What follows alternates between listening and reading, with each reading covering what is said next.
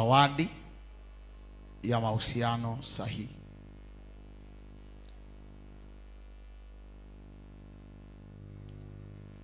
The gift of right association. The gift of right association. Zawadi ya mahusiano sahihi.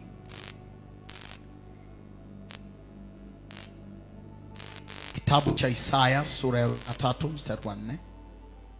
Isaya 43 mstari wa 4.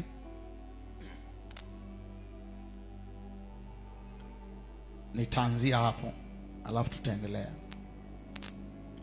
Maandiko yanasema, kwa kuwa ulikuwa wa thamani machoni pangu na mwenye kuheshimiwa, nami nimekupenda, kwa sababu hiyo nitatoa watu kwa ajili yako na kabila za watu kwa ajili ya maisha yako.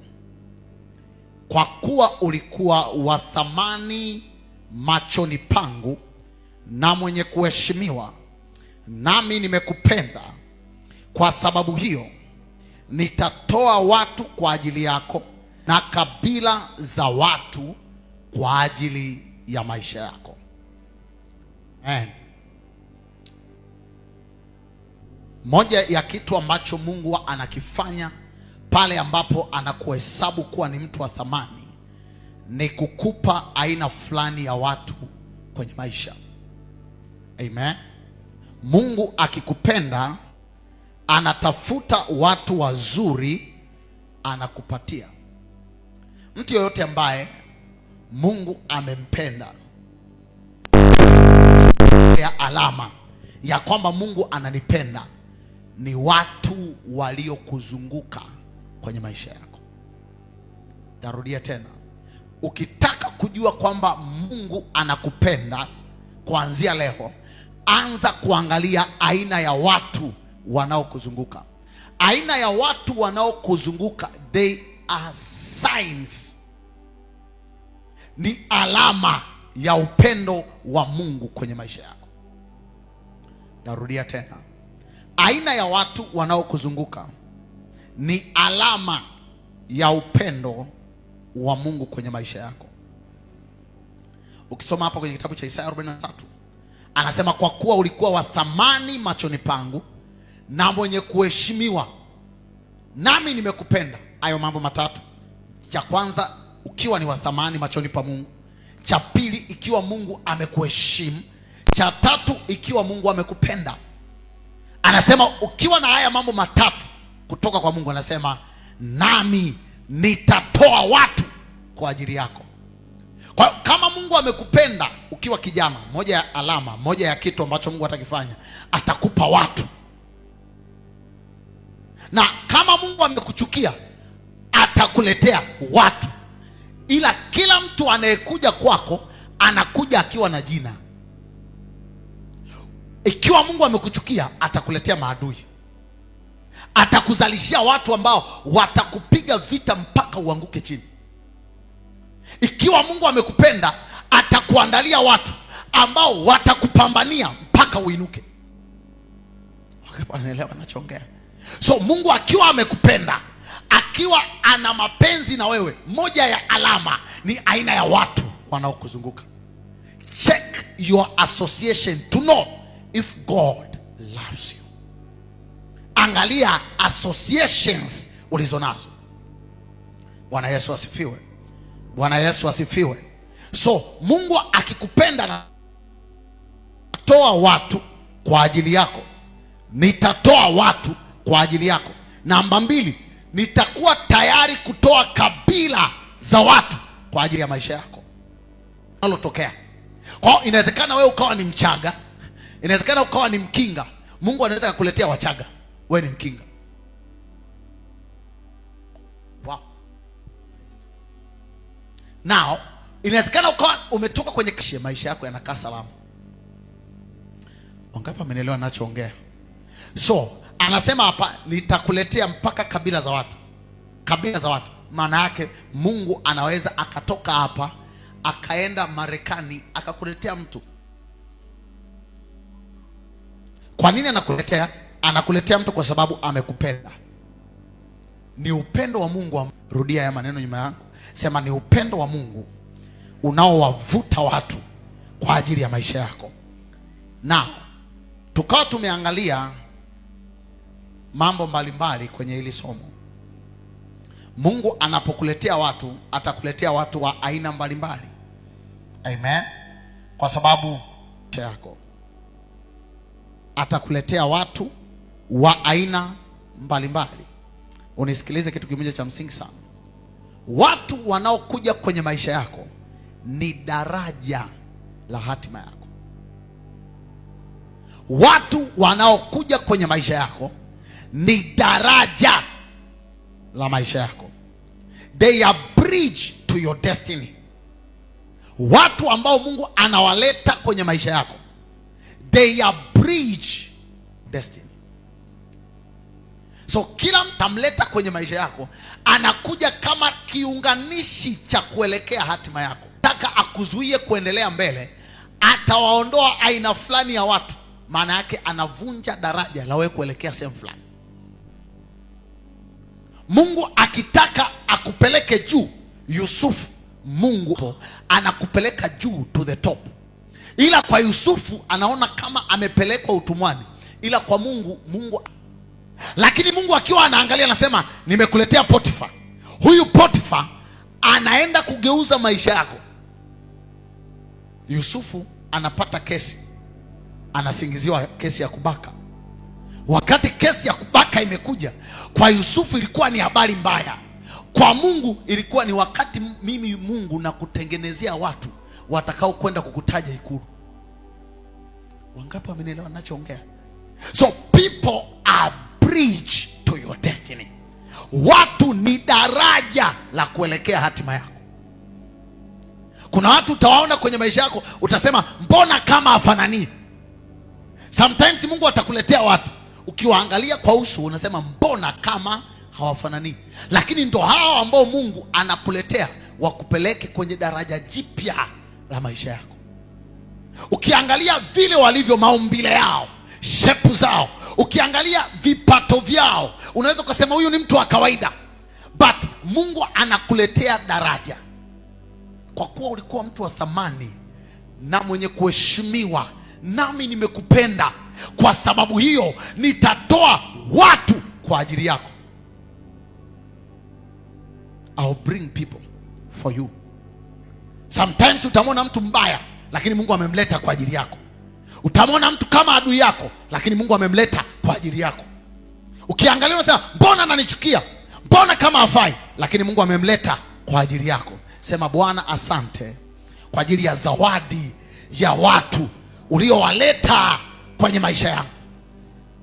Mungu alipokuwa anataka niwe na maisha mazuri, akamleta mke wangu. So my wife is the bridge to my next level of my destiny. So ninapoishi naye, siishi naye kama tambaradeki nyumbani, kama mpishi wa nyumbani. Naishi na daraja la mimi kwenda kwenye level nyingine ya maisha. Nikikaa na wewe sikuoni kama mshirika, naona ni mtu ambaye anatakiwa anipeleke next level ya huduma yangu. So wewe sio mshirika wa kawaida, wewe ni daraja langu la mimi kwenda next level. Piga kelele, sema wewe ni daraja langu la mimi kwenda next level. Wakati wewe unani appreciate mimi, na mimi nakaa mbele za Bwana, nasema Bwana asante kwa ajili ya yule ambaye umeniletea. Unaweza kusema mbona sijampa kitu pastor? You are the bridge to my next level. Wewe ni daraja langu la mimi kwenda next level. Ngeukie jirani yako, mwambie jirani yangu, umekaa na mimi hapa, mimi ni daraja la wewe kwenda next level. Sema tena, mimi ni daraja la wewe kwenda next level. Mshangilie Yesu kwa makofi. Ukishaanza kufahamu ya kwamba kila mtu unayemwona ni daraja lako la kwenda next level, hautamdharau, hautamchukulia poa. You'll never look down at her or him. Hata kama ana pesa leo. Ni nani ambaye alijua siku moja ya kwamba Yusufu angeweza kuja kuwa mfalme? Kwa sababu alikuwa ameuzwa kama mtumwa. Maana yake kwa tafsiri zinazomtambulisha ni mtumwa. Kwa hiyo ungekutana Yusufu, inawezekana aligongwa chapa ya ona, kwa sababu wale wamiliki wa watumwa walikuwa wanaweka alama ya kwamba huyu ni mtumwa wangu. Unanielewa ninachoongea? Lakini Yusufu utakuwa daraja la watu kwenda next level katika jina la Yesu aliye hai. Na kutangazia kuanzia leo, wewe sio mtu wa kawaida. Wewe ni mtu ambaye utakuwa daraja la watu kupokea fedha katika jina la Yesu. Nasema wewe utakuwa daraja la watu kupata kazi kwa jina la Yesu. Nasema wewe utakuwa daraja la watu wengine kuwa na ndoa nzuri katika jina la Yesu. Hautakuwa daraja la watu kupata uchungu, hautakuwa daraja la watu kupata machozi, utakuwa daraja la watu kupata furaha zao katika jina la Yesu aliye hai. Piga kelele, sema mimi ni daraja la furaha kwenye maisha ya watu. Piga kelele tena, sema mimi ni daraja la watu kufurahia katika jina la Yesu aliye hai. Bwana Yesu asifiwe. Bwana Yesu asifiwe. Ukiwa ni mtu wa thamani, Mungu atakuletea right association. Right association is a very important key for your destiny. Ni ufunguo wa muhimu kuelekea hatima yako. Bwana Yesu asifiwe. Bwana Yesu asifiwe. Naomba tuanzie hapo. Kuna kitu kimoja hapa nataka twende tuelewane vizuri. Umuhimu wa mahusiano chanya kwenye maisha yako. Umuhimu wa mahusiano chanya kwenye maisha yako. Haleluya. Amen. Jambo la kwanza ndio hili nilikuwa nazungumza hapa. Mahusiano yako yanaamua hatima yako. Your association determine your destiny. Your association determine your destiny. Mahusiano yako yanaamua hatima yako. Nani unaambatana naye anaamua ni wapi utaishia. Nimekwambia mahusiano yako au watu unaowaona ni daraja. Daraja linaamua ni wapi uende, ni wapi uishie. Tuko pamoja? Kwa hiyo ukikutana na mtu yoyote, ukimwangalia ambaye umeambatana naye, anaamua wapi uelekee. Sometimes kuna mahusiano unatakiwa uachane nayo kwa sababu ni daraja linalokupelekea shimoni. Kwa sababu ni daraja linalokupelekea kushindwa. Ni daraja linalokupelekea mahali pa aibu. Bwana Yesu asifiwe. Angalia kwenye kitabu kile cha Mithali 27:17. Maandiko yanasema chuma hunoa chuma, ndivyo mtu aunoavyo uso wa rafiki yake. Chuma hunoa chuma. Iron sharpens iron. Ni nani unayeambatana naye? Nani umemfanya kuwa rafiki yako? Anaamua wewe uende wapi. Kama umeambatana na mtu muombaji, utakuwa muombaji. Kama umeambatana na mtu mkorofi, utakuwa mkorofi. Kama umeambatana na mtu mwenye hasira, utakuwa mwenye hasira. Your friends and your association determine your destination. Your association determine your destination. Where do you want to end? Unapoelekea kwenye majira mapya ya maisha yako, unataka uishie wapi? Unapoelekea kwenye majira mapya ya hatima yako, unataka uishie wapi? Choose carefully your friends. Chagua kwa umakini marafiki zako. Marafiki zako wanaamua uishie wapi. Chuma hunoa chuma. Ni nani anayekunoa? Ni nani ambaye mnakaa pamoja, mnanoa pamoja mawazo? Nani mnakaa pamoja mnanoa kwa habari ya huduma zenu? Nani mnakaa naye pamoja unanoa kwa habari ya mahusiano yako na Mungu? Check your friends. Rafiki ulionao wanaamua utakakoishia. Kuna mtu mmoja akasema, mara zote mtu ukiambatana na tajiri mmoja, jihesabu na wewe kuwa tajiri wa pili. Ukiambatana na matajiri 6, jihesabu na wewe ni tajiri wa 7. Piga kelele, sema amen. Kwa sababu your association determine your collection. Your association determine your collection. What you have in life comes from your friends, come from your association. Ni nani rafiki yako? Nani unampa muda wa kukaa naye? Nani unampa muda wa kuishi naye? Unayeambatana naye kokote, utaishia naye kule anakoenda. Bwana Yesu asifiwe. Kwa kitabu kile cha Mithali 13:20. Ukienda pamoja na wenye hekima utakuwa na hekima. Anayetembea na wenye hekima, hatima yake ni kuwa na hekima. Nani unatembea naye? Nani unatembea naye anaamua wapi utaishia. Ukitembea na mwenye hekima, hata kama ni mpumbavu kiasi gani, at the end of the day you find yourself wise. Sometimes ukijiona kuna akili hauna, tafuta wenye hizo akili, ambatana nao. Nilikwambia siku moja, tatizo letu sisi binadamu tuko hivi, ukikaa na mtu anakuchekesha unafikiri ndio best friends. So unakaa unasema mimi napendaga maujinga yake, napenda anavyonifurahisha. Lakini baada ya kucheka, what next? That is what matter. Baada ya kukaa naye ukacheka naye, what next? Kitu gani kinafuata? Baada ya kuongea naye masaa 3 kwenye simu, baada ya hapo, what kind of urge that is produced within your spirit? Shauku gani inazaliwa ndani yako?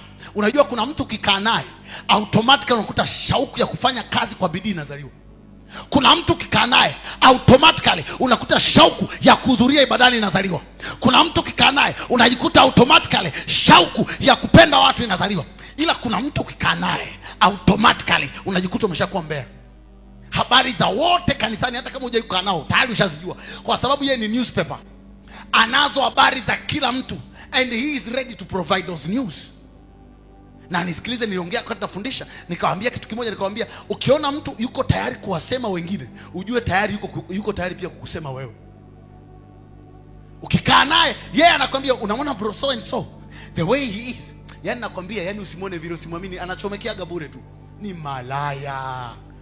One day atakaa atazungumza habari zako the same way. So once you are enjoying those news, ujue na wewe siku moja wataenjoy za kwako. Choose carefully who you associate with. Chagua kwa umakini nani unaambatana naye. Mgeukie jirani yako, muulize swali, unaambatana na nani? Muulize tena, unaambatana na nani? Moja ya ombi ambalo ninalo kwa ajili yako asubuhi ya leo, Bwana akutenge na kila mtu ambaye haendi kule ambako Bwana anataka ufike. Nasema tena, Bwana akutenge na mtu yoyote ambaye haendi kule ambako Bwana anataka ufike. Kuna watu Bwana anataka muwe matajiri hapa, lakini association zenu sio right association. Kuna watu Mungu anataka muwe na ndoa nzuri, lakini aina ya watu mnaoambatana nao sasa hawawapelekei kuwa na ndoa nzuri. I'm telling you, the way they talk about you, the way they chat with you, unajua kabisa this person hatuendi kokote. Unajua kuna mtu ukiona chat naye tu, unajua hapa tuna chat ujinga. Na unajua ujinga una raha. Mambo ya maana yote hayanaga taste. They are emotionless. Mambo ya maana hayanaga hisia. Lazima ujue hicho. Mambo ya maana yote ni yanahitaji commitment. Kuongea na watu wenye maana inahitaji commitment, kwa sababu hawanaga muda wa kupoteza. Kwa hiyo once you go and chat with them, unaongea vitu vya maana. Kuna wale watu ambao mfano you chat with them, anakuambia hivi, anakutumia message shalom. Ukitaka kujua mtu huyu ana muda mwingi wa kupoteza, anakutumia pastor message shalom, alafu anakaa kimya, anasubiria umjibu. Kwanza ni namba mpya na umjui.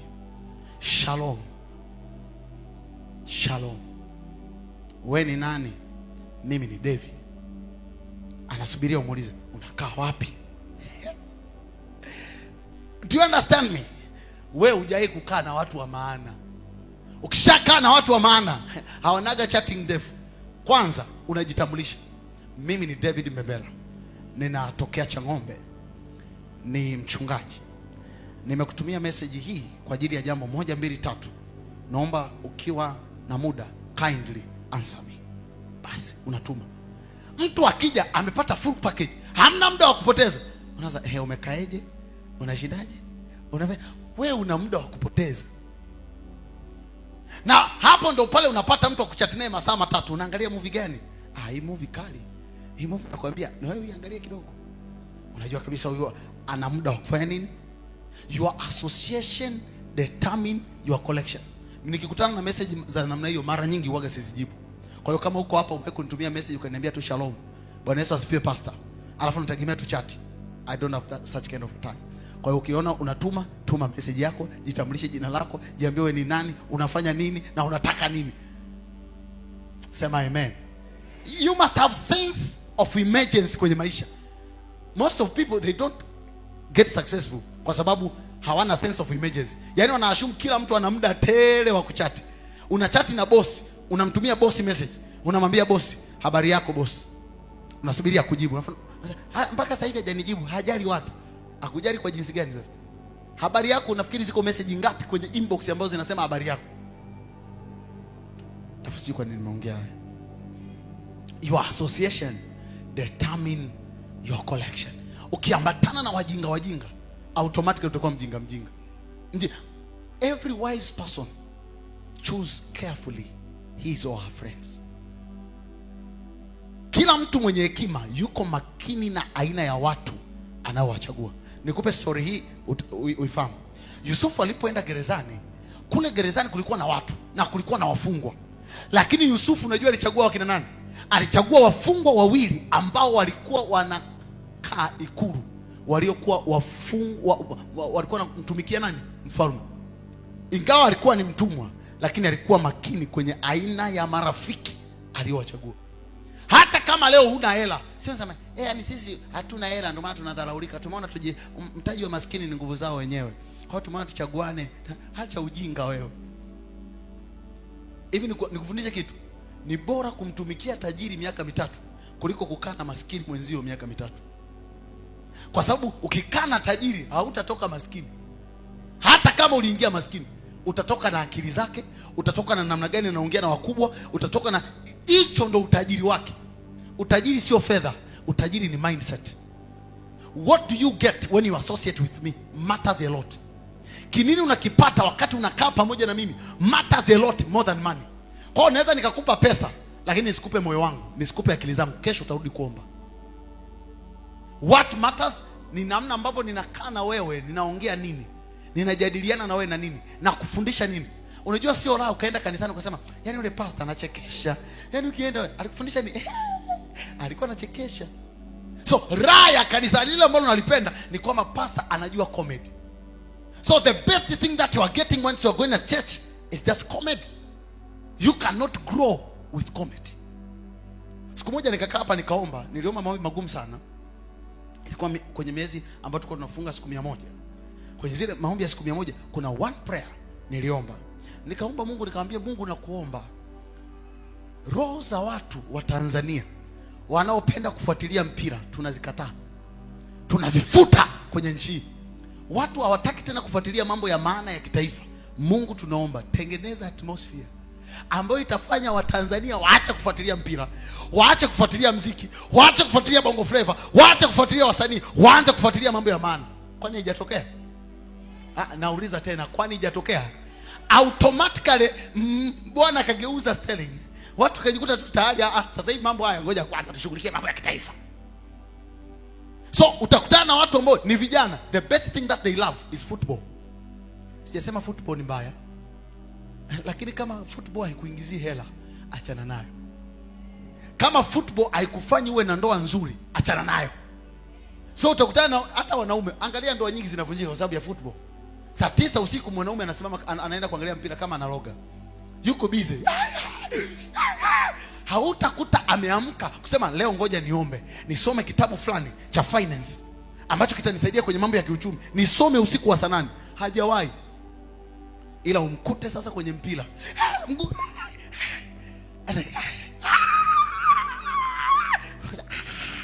Alafu kimkuta kanisani ni mshirika anayeonekana mshirika wa maana. Umkute pale. Mmoja kijana wangu mmoja irudi na Justin wanapendaga mpira. So ukiwakuta yani tutachelewa. Wanaweza kachelewa hadi hii kwenye mazoezi ya praise kwa sababu ya mpira. Unajua kabisa hapa mtoto wangu hapa ana shida. Amen. Amen. Sema amen. Sema amen. Unajua kuna vijana wakiniangalia wewe. Pastor unajua kwani ujumbe umeisha. Your association determine your collection. Mwambie jirani yako unayeambatana naye anaamua makusanyo yako. Sema makusanyo yako. What do you collect when you associate with such kind of a person? Unakaa na kaka hana lolote. So yani, I love that bro, he's so tall, you know. Mimi napenda kama bro warefu weusi. So the best thing that you are getting ni weusi wake. Nonsense. Yeah, no hicho ambacho destiny za watu zinaishiaga hapo. So yani anafanya namna yoyote ampate kaka mrefu mweusi. That brother, once I see him, nakuwa crazy yani, unajua. Yale kwanza akisimama pale mbele waga. Yani waga. Your association determine your collection. Samuel wa kwanza sura ya 18 mstari wa kwanza na 3. Samuel wa kwanza sura ya 18. Napenda sana habari hizi za Daudi na Jonathan. Mwakani na mwamini Mungu nitatoa kitabu ambacho nilikuwa nimeandika kuhusiana na David na Jonathan. Kinaitwa Davitan. Nasema Davitan. Basi ni story, ni jina ambalo limecombine jina la David and Jonathan. So it is very interesting book kuhusiana na mahusiano. Amen. Maandiko yanasemaje kwenye mstari wa kwanza hadi wa 3? Ikawa Daudi alipokwisha kusema na Sauli, roho ya Jonathan ikaambatana na roho ya Daudi. Jonathan akampenda kama roho yake mwenyewe. Jonathan akampenda Daudi kama roho yake mwenyewe. Mstari wa 2. Sauli akamtoa siku ile, wala kumwacha arudi tena nyumbani kwa baba yake. Nao Jonathan na Daudi wakaahidiana, kwa kuwa alimpenda kama roho yake mwenyewe. Angalia mstari wa 4. Ndipo Jonathan akalivua joo alilokuwa amelivaa, akampa Daudi na mavazi yake, hata upanga wake pia na upinde wake na mshipi wake. Imagine these people, the very day wameonana, Daudi alikuwa na mafuta ya kifalme juu yake, lakini kumbuka alitoka kwenye familia ya kimaskini ya kichungaji. Do you understand what I'm saying? Lakini Jonathan alipomuona Daudi, sio kwamba alimpenda from nothing. Moja, alimpenda kwa sababu juu yake kulikuwa na mafuta. Daudi alikuwa na mafuta ya kifalme, na Jonathan hajui kama Daudi ana mafuta ya nini, kwa sababu alipotiwa mafuta ilikuwa ni siri. Hakuna mahali ambapo Daudi alijitangaza kwamba nimeshitiwa mafuta kwamba nitakuwa mfalme. So Jonathan anakaa na Daudi, anamwangalia hivi. Maandiko yanasema roho yake ikampenda. Roho yake ikafanya nini? Akampenda kwa sababu ya mafuta. Namba 2, Jonathan alimpenda Daudi kwa sababu alikuwa hodari wa vita. Usimpende mtu ambaye sio mahiri kwenye chochote. Be careful. Sasa mimi nampenda, yani kimwana tu nampenda. Angalia huyu mtu, moja, kuna neema ya Mungu juu yake. Namba 2, angalia, je, ana skills zozote ambazo nikikaa naye nitajifunza? Kama Daudi aliweza kumuua Goliath, mimi hata Goliath mwenyewe nilikuwa namkimbia. Huyu jamaa ana kitu, atafika mbali. Ngoja nikae naye. Hata kama hajatokea kwenye familia ya kifalme, ngoja nimpende. You must be so strategic with your relationship. Unanielewa ninachoongea? Unamwangalia mtu kanisani, hafanyi chochote, alafu unakuja kanisani unamwita this is my best friend. Anafanya nini? Yuko tu kanisani, waga naendaga tu. No. Anafanya biashara? No. Anahusika na nini? No, hakuna kitu. Ana mawazo gani? Ana utumishi gani? Hamna. Mimi nampenda tu. Daudi alikuwa na skills ambazo zilikuwa zinavutia. Hizi skills zilimfanya mfalme asimwache arudi kwao. Mstari wa 2, angalia pale. Mfalme alipoangalia Daudi ana technique za vita ambazo jeshi lake halina, akasema, dogo, kuanzia leo hutarudi kwenu. Ulikuwa mchunga mbuzi, hautachunga mbuzi tena. Kaa kwangu. Kaa na mimi. Kitu gani ambacho ukienda hata kwenye nyumba ya mtu, huyo mtu anaweza kukungangania usiondoke kwenye nyumba yake? Mimi nilikuwa nikienda kwenye nyumba ya mtu napika. Kama ni kuna baba na mama wa hiyo nyumba, na wasimuliaga hapa. Nimekaa kwa mchungaji, nilikuwa napika kwa mchungaji. Nilikuwa naosha gari la mchungaji, na brush viatu vya mchungaji, nafua nguo za mchungaji. Nilikuwa every work I used to do it. Nafua nguo za mama yangu, mama mchungaji yani. Ni nguo zenyewe kwa sifui za ndani tu za baba na mama sifui. Ila kila kitu I cook. Naenda sokoni napika. Umeelewa ninachoongea? Hakuna nyumba ambayo nilienda kukaa ambayo sijawahi kuwa mtu bora kwenye kazi. I used to work. Hata kuna mtu hapa ukienda kukaa kwenye nyumba ya mtu, hata kukupenda hawezi kukupenda kwa ulivyo mvivu. unalala saa 2 mate yamekutoka kama kijana. Yaani sigizi. Hata kwenda kusema basi naweza nikakusaidia kazi kidogo nipasue kuni. Hamna. Na unataka wakupende wewe hela. Kwamba baada ya hapo watatoka tena kununulia vitu sokoni. Maandiko nasema Daudi akapendwa na akakatazwa, utarudi kwa babako. Kwa huu ujuzi ulionao utarudi kwa babako. Namba 3, Daudi alipendwa kwa sababu ya unyenyekevu. He was a humble guy. Humble guy. Unyenyekevu unavutaga watu wakubwa. Akunaga mtu mkubwa anayependa mtu mwenye kiburi. Akunaga ukienda kukaa na watu wakubwa, nimekufundisha hichi kitu. Ukikaa na watu wakuu, nini ufanye ukikaa na watu wakuu? Ukikaa na mtu yote ambaye ni boss, utaki kujidai mjuaji. Kaa naye, msikilize. Alafu akikupa kazi, fanya hiyo kazi beyond expectations zake. Hiyo ni principle. Akikupa kazi, ifanye beyond expectations zake. Akikwambia niletee saa 6, usimpelekee saa 6, mpelekee saa 3 asubuhi. Awe anashangaa chochote anachokuambia. Akikwambia niletee kesho baada ya siku 5, mwambie kabla ya siku 4. Yaani baada ya siku 4 mpelekee kazi. Mwambie nimeshamaliza. Umenielewa ninachoongea? Uwe na kitu ambacho ni extraordinary, ambacho kinamfanya awe attracted na wewe. Nyie vijana mnaelewa ninachoongea? Kama kuna kijana mwenye akili na ananielewa, punga mkono. Ukitaka kuwa na destiny kubwa, usiende ofisini. Yaani bosi anaingia saa 2 na wewe unaingia saa 2. Yaani unakuta bosi ameshafungua mlango na funguo yake ya ziada, afu funguo moja alikuachia wewe ndio ufungue mlango. Sasa yeye ni usingizi, yani leo nilipiga. Bosi anasema haina shida. Hata kama kulikuwa na promotion hakupi. Why ofisini? Panga mafaili, weka vitu smart. Bosi anaingia pale, nani anapanga ofisi? Wow, it is me boss. It is me boss. Niliwahi saa 12:30. Wow, that's great. That's great. Hakuna mtu amekufanya hiki. Wow.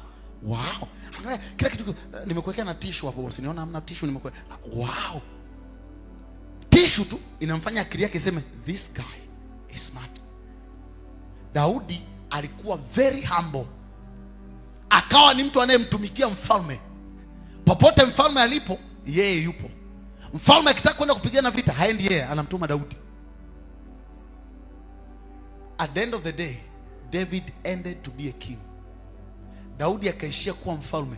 Lakini angalia maisha yake, association yake, aliassociate na watu smart. Watu nini? Ukikutana na mtu kanisani akiwa maskini na ni maskini wa fikra pia, usikae naye. Na bahati mbaya sana watu ambao wanakuaga hawana kitu, wanajidai wanajua, alafu wanakuaga na kiburi. That's very dangerous.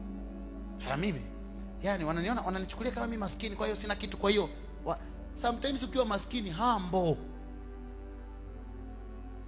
Nyie vijana mnanielewa ninachoongea? I teach you these principles. Hizi ndo zinazogeuza kabisa maisha yako. Mimi siwezi kukaa, yani eti mimi nikae pale nafanya kazi kidogo. Learn. Jipe muda, ndani ya miezi 6 nitakaa na huyu mtu, nijue biashara yake anafanyaje. So you are there, anakupa mshahara, unakusanya mshahara utumii. Una nguo zako 4-5. You are very serious. Fanya kazi. Inawezekana kabisa ongeza na extra time ili ku earn extra income. Ukishapata pesa, unaenda kwenye kuproduce vya kwako baada ya miezi 6. Masa bosi, asante kwa ukarimu na upendo. Naomba kidogo nikajitafute. Association zako. Association yako inaamua utaishia wapi kwenye hatima. Mgeukie jirani yako, mwambie jirani, Daudi aliambatana na Jonathan akaishia kwa mfalme. Mwambie tena, Daudi aliambatana na Sauli akaishia kwa mfalme. Ingawa Sauli alikuwa mbaya, nisikilize. Ingawa Sauli alikuwa mbaya, lakini Daudi alikaa naye. Mara ya kwanza akampiga na mshale. Mara ya pili akampiga na mshale. Mara ya tatu akaanza kumfukuza. Ile tu mara ya kwanza ilitosha kukimbia. Kuna mtu ukifokea tu kidogo anafanya kazi ofisini. Ukimfokea kidogo tu anajaa kifo. Yaani unanionaje? Unanionaje? Nimesoma degree yangu. Nina degree yako. Kale degree yako. Be humble. Be humble. Be humble enough to the extent degree yako ikae mfukoni, wisdom ikae kichwani. Watu wengi wana degree, they don't have wisdom. Mungu akupe hekima kwa jina la Yesu. Mungu akupe hekima kwa jina la Yesu. Lakini kwenye hii pointi kuna kitu nikuoneshe. Wakorintho wa kwanza 15 mstari 33. Mahusiano yako yanaweza yakaharibu hatima. Hiyo nimekwambia kwenye hiyo point. Na kuelekeza kitu kingine hapo. Mahusiano yako yanaweza kuharibu hatima. Angalia kitabu cha Wakorintho wa kwanza 15:33. Mazungumzo mabaya huharibu tabia njema. Mazungumzo mabaya huharibu tabia njema. Unaanza kuconversate na mtu unaye associate naye, unayehusiana naye, yule mtu uliyempa namba yako, mazungumzo yenu yanaweza yakajenga au yakaharibu tabia. Nimefundisha kwenye series zilizopita, nikakwambia tabia ndio inayoamua mafanikio au kuanguka kwa mtu. Narudia tena, tabia ndio inayoamua kuanguka au kuinuka kwa mtu. Tabia ni kitu ambacho kinajengwa zaidi kwa matukio yanayojirudia zaidi ya mara moja. So kwa mfano, tabia ya kuchelewa kuamka haiwi tabia kama umechelewa kuamka siku moja. Is it right? Ila kila siku wewe unachelewa kuamka, alafu kafanya urafiki na mtu ambaye anachelewaga kufanya nini? At the end of the day utajikuta automatically tabia, ulikuwa hauna tabia ya kuchelewa kuamka, ila unajikuta umeanza kuchelewa kuamka. Mnapenda wote usingizi. Umeenda kwenye nyumba unakutana na watu wanapenda kuangalia movie asubuhi mpaka jioni. Asubuhi mpaka jioni. Una series twende kachukue kaweka kwenye flash. Unakaa room pale uko chuo kikuu. Kila siku jamaa analeta movie mpya. Ngombe hii movie kali, hebu cheki na kidogo. Unaangalia lisali moja. Kesho ilikuwa kali. Ngoja niendelee masaa mawili. Anakujengea nini? Tabia. Tabia ndio inayoamua nani awe maskini, nani awe tajiri. Uvivu ni tabia. So ukikaa na mtu fulani anakuambukiza tabia alizonazo, anakuambukiza mfumo wake wa maisha unaompelekea yeye kuwa maskini. Ukikaa na tajiri, moja ya advantage, tajiri huwa na tabia ya kukuambukiza mfumo wake unaomtengeneza yeye kuwa tajiri. Hata ukija kanisani, nilikwambia, ukija kanisani ukikutana na washirika, sio lazima uwe rafiki wa kila mshirika. Ukimaliza ibada, beba begi lako, kula kona yako. Sio lazima ukija kanisani hapo sema yani hawa wote, yani wanawajua, yani hawa wanajua. Sio sifa. Umeelewa ninachoongea? Ndarudia tena, sio sifa. Yani ukitoka kanisani kwamba wewe unajua kanisa zima, huna kazi. Mimi nikwambia ukweli, yeyote mwenye kazi ambaye yuko busy hawezi kujua washirika wote. Ni kazi ya mchungaji kujua washirika wote wanafanya nini, wanatoka. Ni kazi ya mchungaji. Ukishaanza kujua washirika wote, njoo tukae wote ofisini, wewe mchungaji. Ukiona mshirika, hakikisha unakuwa busy na mambo yako. Kuwa na association ya watu wenye akili. Hata kanisani ukiona mtu haeleweki, usimfanye kuwa ni mtu wako, partner wako. Tatizo moja ambalo tunalo kama kanisa la siku za mwisho, one of the problem, tunafikiri tukiambatana, kwa sababu hatuna hela wote, tukiambatana tutageuka kuwa matajiri. Utajiri haupatikani kwa kuambatana sisi kwa sisi tukiwa hatuna hela. Utajiri unapatikana tukikaa hapa, angalau kuna matajiri wawili watatu. Umenielewa ninachoongea? Niliwahi kuwafundisha hii story moja very interesting, story ya Zakayo na Yesu. Wangapi wanakumbuka? Wale waliokuepo. Amen. Naona hakuna mtu anakumbuka. Wewe unakumbuka? Amen.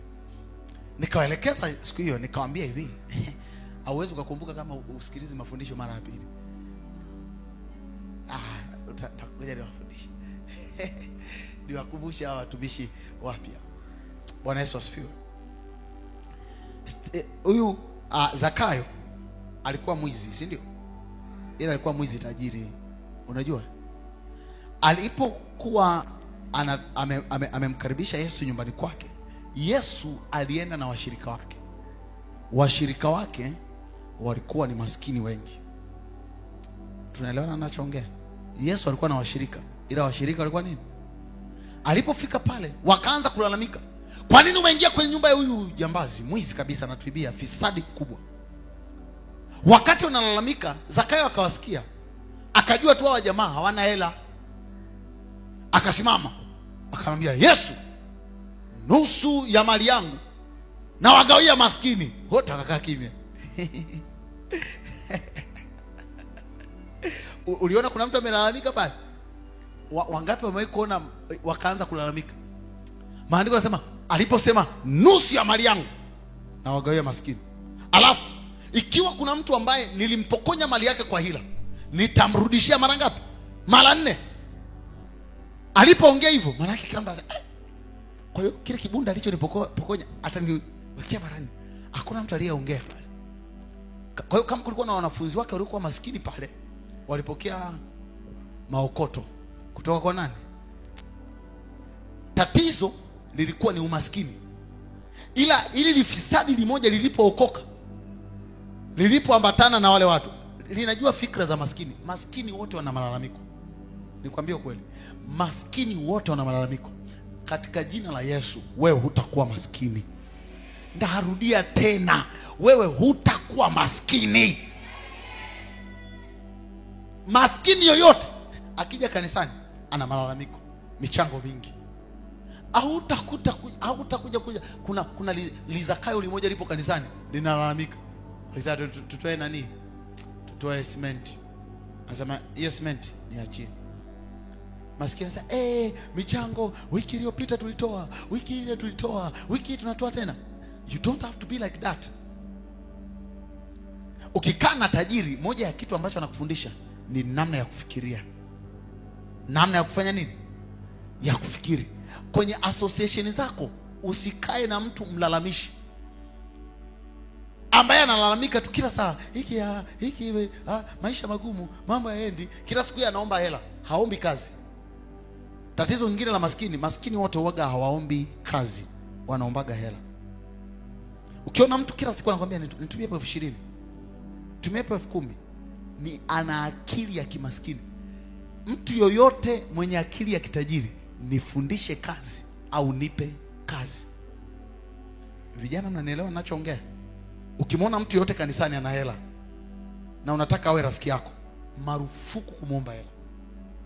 Wadishe kazi wote, punga mkono, sema amen. Ukirudi nyumbani ukakutana na baba mkubwa wako ana hela, usimuombe hela, mwambie baba mkubwa nipe kazi, baba mdogo nipe kazi, mjomba nipe kazi, na kuelekeza. Na usikae unasoma tu, sasa mimi na degree, mimi na degree. Mimi nakwambia sio sifa kuwa na degree. Mimi ninazo zangu hizi 2 na ninafanya kazi. Ukija nyumbani mimi nafuga sungura bwana. Pigia Yesu makofi. Nafuga mimi, niko busy. Yaani ukija nyumbani nimepiga pensi yangu, niko mimi na visungura vyangu nakimbizana nao. Sasa hizi visungura vyangu vinakibiria 500 na sasa. Ziko kama 500 na. Waya hapo ni pamejaa pale kwa kutosha. Sema amen. Na mimi nikipawa najisikia raha. Kalau nikipiga story na wanyama wako pale sungura, angalia najisikia raha. Mimi napenda sungura, I love rabbits. Umeelewa ninachoongea? Tafuta kazi. Achana na mambo ya umri. Mimi nipo tu. Yaani wewe unashindwa hata kuuza duka. Hebu punga mkono kama unanielewa tena. Zakayo alipoenda kwenye kusanyiko la Yesu na amekaa na Yesu, aligundua tatizo walilonalo wanafunzi wa Yesu ni poverty mentality.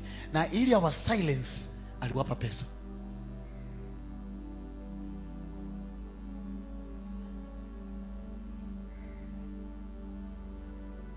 Four months ago, maombi kwa ajili ya kuvuta watu sahihi. Kwa unaenda ukasikiliza hilo somo, maombi kwa ajili ya kuvuta watu sahihi. Okay. Yes. Inatangulia mafundisho alafu yanakuja maombi. Amen. Utaenda utasikiliza vizuri, utapata hiyo somo. Kwa hiyo jitahidi kaa na watu ambao wanapenda kazi, wana tabia ya kupenda kazi. wana tabia ya kuzalisha vitu.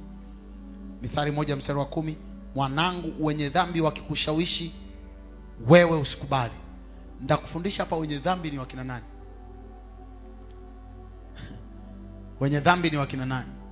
Wenye dhambi ni watu wote wasiotenda mapenzi ya Mungu, au wanaitwa wenye nini? Wenye dhambi. Unakutana na kijana hafanyi kazi, huyo ni kijana mwenye dhambi. Unakutana na kijana mvivu kusoma, yuko chuoni, ni mvivu kusoma, anapenda kanisani kuliko kusoma, huyo ni mwenye dhambi. Na maandiko yanasema hivi, endapo utapata nafasi ya kuassociate na huyu jamaa, usikubali dhambi zake. Twende tukakeshe kanisani kusoma, usiambatane kwenye dhambi zake. Mjinga huyo, akupeleki kokote, utapata sapu, alafu mtamsingizia Roho Mtakatifu. Sasa Roho Mtakatifu najua alinipeleka kwenye masafa makubwa sana ya kuomba. Wakati naomba nikajisahau, nikakuta kwamba testi nimeikosa. Mmenielewa ninachoongea? Kana mtu anapenda kazi, every time anafikiria kazi. Kama ni mchungaji, niliwaambia kitu kimoja, hata wewe ambao unasema umeitwa kuwa mchungaji, na wewe ni mchungaji, na masaa 24 haufanyi kazi ya uchungaji, tenga masaa yako ya kufanya kazi. Produce your own money. Make sure you have your own money. Wachungaji wote mlioko hapa punga mkono. Produce what? Yes, Kevin, piga kazi, ongeza kazi. Kevin ni engineer. Nani ninaita? TRC. Anafanya kazi. Inyasi anafanya biashara. Umeelewa? Otherwise be a full time minister.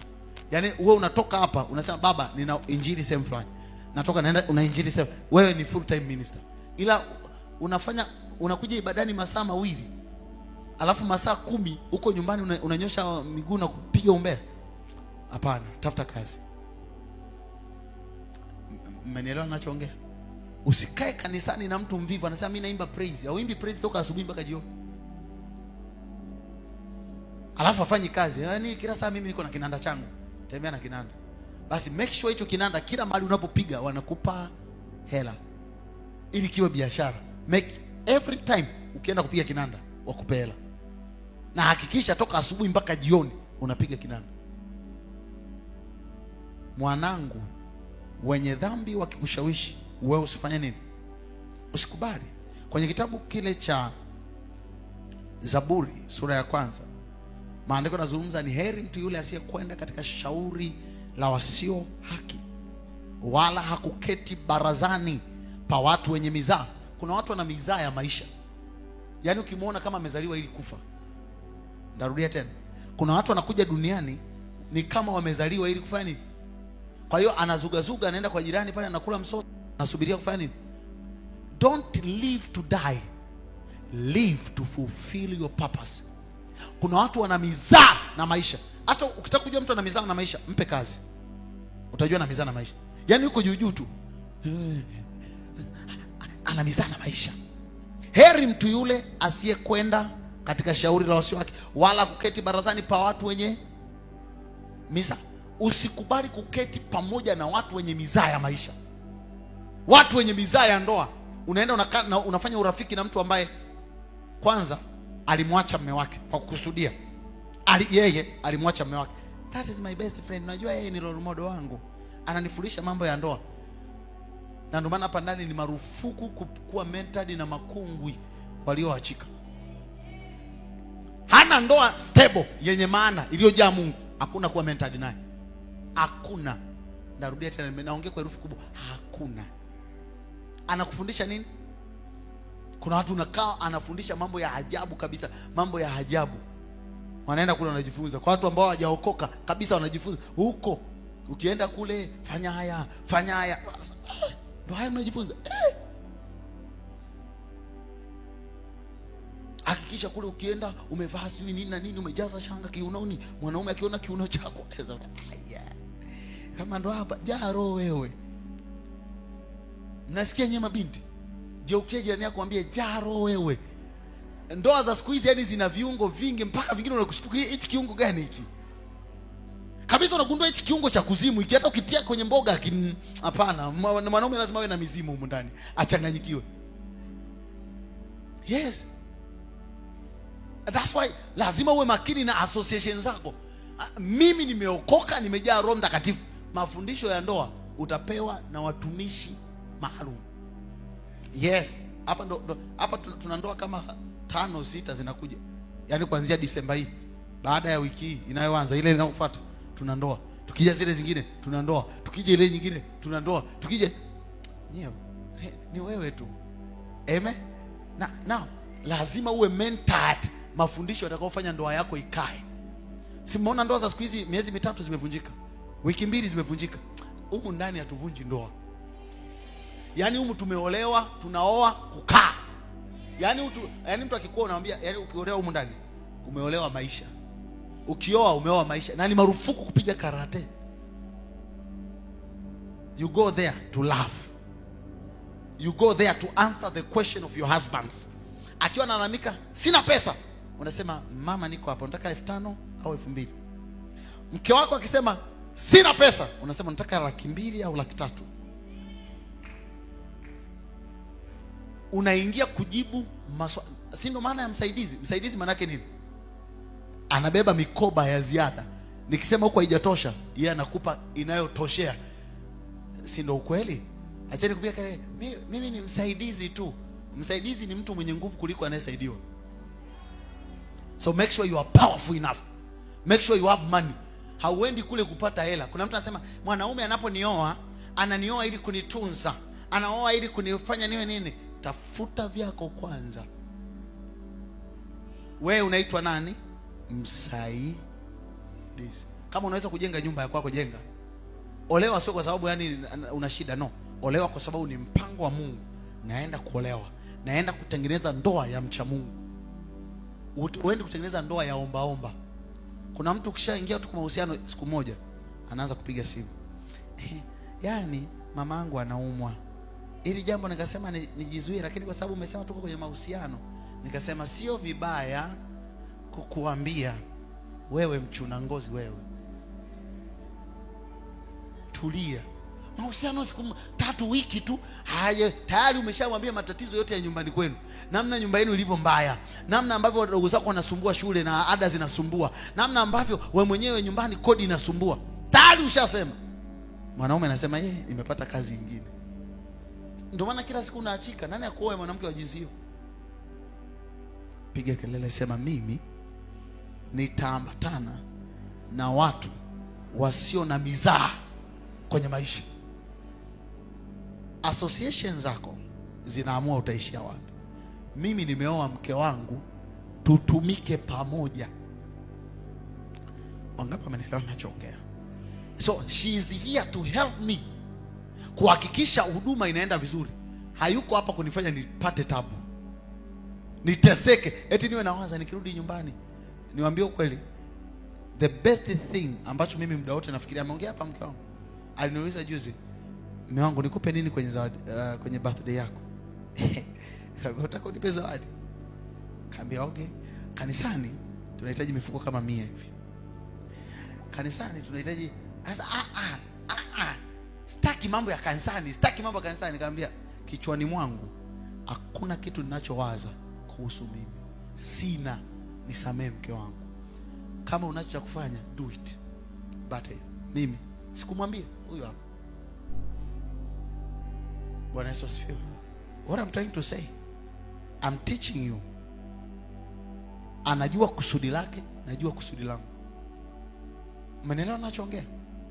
In my mind I think about the house of God. Na yeye ndani yake ananifikiri mimi. Wangapi mmenelewa ninachoongea? Na hichi kinanisaidia kutimiza kusudi pasipo kuchoka. Who is your association? Nani unaambatana naye? Kuna yule jamaa ulipopata boom tu, sasa nikatie nusu. Punga vijana wote wa vyuo, punga mkono. Punga mkono uliyempa mwanaume wako hela, punga mkono. Punga mkono wewe uliyempa mwanaume wako hela, punga mkono. Ni mjinga wewe. Wewe unalea mwanaume huko chuoni. Chuoni jijenge wewe kifedha, jijenge kiuchumi. Hiyo pesa yako nunua majinsi. Sasa hivi wanachuo wote wanapenda majinsi, si ndio? Wanunulie majinsi wapelekee pale. Jinsi ile 25,000. Hataki kwenda mjini, ananunua pale chuoni. Akinunua pale chuoni, wewe umepata hela 5,000 ya juu ya kwako, 5,000 ya juu ya kwako, 5,000 ya juu ya kwako. Uwe na akili. Ukitoka chuoni huku nyumbani, kuna watu toka mwaka 2014 15 hawana kazi. Nanitolea macho. Paza sauti, sema amen. Your association determine your collection. Usifanye urafiki na mtu mwenye hasira, usije ukajifunza njia zake. Mithali 22 mstari wa 24 mpaka 25. Kitu kimoja ambacho Mungu anahatarisha hapa, anasema usije ukajifunza, sio hasira zake, ukajifunza njia zake. Usifanye urafiki na mtu mwenye hasira. Kwa nini? Anasema usije ukajifunza njia zake. Njia. Tatizo ni nini? Njia zake. Hasira anazo. Hutajifunza hasira, utajifunza njia zake zinazopelekea kuwa na nini? Na hasira. Mmenielewa ninachoongea? Ukikaa na maskini, hutajifunza kuwa maskini, utajifunza njia zake za kuwa nini? Kwa hiyo hatima yako, hata kama ulikuwa umekaa kwenye right channel, automatically, kwa sababu nimekaa na maskini ambaye hafikirii habari za kubadilika, unajikuta automatically unaelekea wapi? Kuwa maskini. Anasema usiende pamoja na mtu mwenye hasira, kwa sababu mwishoni utajikuta umejifunza njia zake. Na mimi ninachojaribu kukiavoid ni njia. Sitaki nifikie kwenye level. Kuna mtu yule ana hasira mpaka anatoa macho. Mimi nimeokoka, lakini hasira zangu hamsijui. Hasira zako hatuzijui. Maana unasema huyo usimfanye kuwa rafiki. Ukikaa na tajiri, advantage yake ni moja tu. Ukiwa unaambatana naye tu, unaanza kujua ni namna gani anaongeaga na wateja, namna gani huwa anaenda kufunga mzigo Dar es Salaam. Siku moja anakutuma, anakuambia nenda ukanifungie mzigo, mimi nitabaki dukani. Anakutuma, unajua namna kufunga mzigo. Baada ya mwezi, baada ya mwaka, you are the best at it. So at the end of the day, ushakuwa best business person. Unajifunza nini? Njia. Walokole ni wavivu wa kujifunza njia. Nikisema pokea baraka, lakini swala kujifunza njia za kuzielekea hizo baraka, hamtaki. Naenda katafuta kazi. Mimi nataka waniajiri. Nataka waniajiri. No, komaa wewe. Geukia jirani yako, mwambie komaa. Umesikia sasa hivi kuna nafasi za VETA zimetoka? Wangapi umesikia? Mimi nimejifunza pia kuna watu ambao tayari kuna kuwepo na zile nafasi mfano za vyama, chipukizi na nini. Na wale kule ni kama VETA. Na ile ni VETA ya kuwa kiongozi wa nchi. Umenielewa? Chagua VETA yako. Mwenye akili, paza sauti, sema amen. Mimi nakufundisha vitu ambavyo ni vyenye akili sana. Ukifuata ndio kufundisha, kesho you'll be the best. Tomorrow you'll be the best. Ukitaka umtengeneze mtumwa, mpeleke kwenye chuo cha watumwa. Ukitaka kutengeneza kiongozi, mpeleke kwenye chimbo la nini? La viongozi.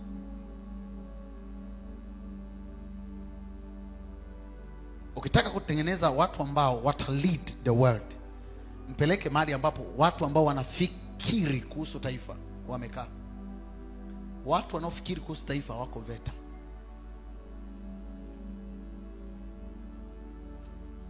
Darudia tena. Watu wanaofikiri kuhusu taifa hawako nini? Hawako VETA.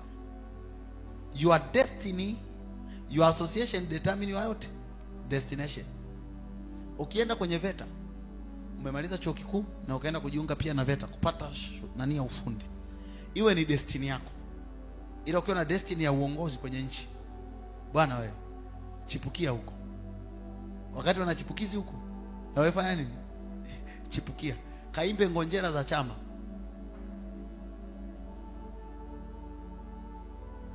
Usiambatane na mtu mwenye hasira nyingi. Mungu anakuonya kwa sababu anasema usije ukajifunza njia zake. Heri mtu yule asiye kwenda katika shauri la wasio wake, wala kuketi kwenye baraza Kwenye baraza ni mahali pa kudiscuss ideas, discussing the ways of life. Wewe ni nani ambaye ukikaa naye una discuss kwamba lini tutakuwa nani sisi? Unakaa na mdada, yeye kitu pekee anachoanza, mimi bro fulani atakuwa wa kwangu, na wewe bro basi atakuwa wa kwako yule, naomba tuachiane, wewe busy na huyu, mimi nitakuwa busy na huyu.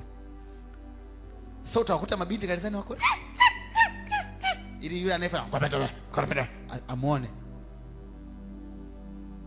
Tafuta mtu ambaye anakupa fikra za kuwa mtu wa maana kwenye maisha. Kana mtu ambaye anakwambia hii biashara tutatokaje. Your association determine your destination. Kuna watu destiny zenu zipo kwenye watu ambao Mungu atawaletea. Angalia, nani kanisani anafanya kitu unachokipenda? Kamfuate. Kamfuate, kaa naye, ongea naye. Kwa nini hapa injini ya upendo umefanikiwa? How? Tatizo ukijiangalia unajiona una umri mdogo. Ukicheza kidogo tu unapata ujauzito mkubwa wewe. Anza kufikiria namna ya kuyaendesha maisha yako. Vijana mnanisikia ninachoongea? Wewe unanisikia ninachoongea? Ukicheza kidogo tu umeshatia mimba mtu. Wewe sio mtoto, mbegu zako zishakomaa kutengeneza kiumbe kingine. Tengeneza kazi. Na niangalie. Piga kelele, sema amen. Nihitajia kuna mtu mwenye akili timamu apige kelele ya amen kubwa. Piga kelele ya amen kubwa. Piga kelele ya amen kubwa. Sema sitakufa maskini. Sema mimi nitatafuta kazi.